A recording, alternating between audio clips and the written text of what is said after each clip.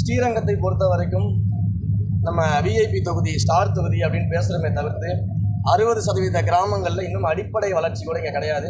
நான் சென்ற அனைத்து கிராமங்கள்லையுமே மக்கள் சொன்ன முதல் விஷயம், ஜெயிச்சவங்க யாரும் எங்களை ஊருக்குள்ளே வந்து பார்க்குறதே கிடையாதுன்னு சொல்லிட்டு, முதல் வேலையாக மக்களை ஊர் ஊராக நானே சென்று அந்த மக்களை சந்தித்து அவங்க பிரச்சனையை நானே நேரடியாக கேட்டு அதற்கான தீர்வுகளை முன்னெடுக்க இருக்கிறோம்.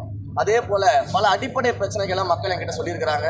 அடிப்படையில் காவிரி பாயக்கூடிய மாவட்டத்தில் குடிக்க தண்ணி கிடையாது, ரோடு கிடையாது, சரியான லைட் ஃபெசிலிட்டிஸ் கிடையாது, பெண்கள் பாதுகாப்பிற்கு குறிப்பாக சிசிடிவி கிடையாது. இப்படி பல பிரச்சனைகள் இன்னும் பொது கழிப்பறைகள் கூட ஒழுங்காக இல்லாத சூழலில் தான் இந்த தொகுதி இருக்குது. பல்வேறு கிராமங்களில் அப்படி தான் இருக்குது. அதே போல் பல்வேறு இடங்களில் இந்த பட்டாவிற்கான பிரச்சனைகள் இருக்குது. மக்கள் பட்டாவிற்காக போராடிக்கிட்டு இருக்கிறாங்க. ஸோ இப்படி அவர்களுக்கு தேவையான அத்தனை அடிப்படை விஷயங்களையும் முதல்ல கூட இருந்து இந்த தொகுதியை அடிப்படையில் வளர்ச்சிக்கு கொண்டு வரணும் அப்படிங்கிறது தான் என்னுடைய முதல் திட்டமாக இருக்குது. அதை நோக்கி தான் எங்களுடைய பயணம் இருக்கும்.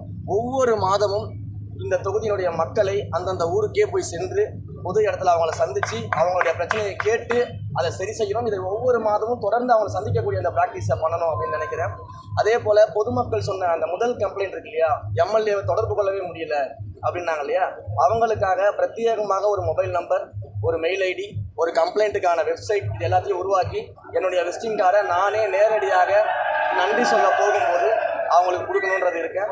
அதே போல் ஒவ்வொரு ஒன்றியத்திலும் ஒரு எம்எல்ஏ குறை தீர்ப்பு அலுவலகம் அப்படின்றத நான் பர்சனலாக தொடங்கி அந்த அலுவலகத்தின் மூலமாக நேரடியாக ஒரு கம்ப்ளைண்ட்ஸ், புகார்கள், தேவைகளுக்கு அடுத்த 10 நாட்களுக்குள்ள தீர்வை நோக்கி என்ன நடவடிக்கை எடுக்க முடியுமோ அந்த நடவடிக்கை எடுப்பேன்னு ஆல்ரெடி நான் பொதுமக்கள்கிட்ட எல்லாருக்கிட்டையும் வாக்குறுதி கொடுத்துருக்கிறேன்.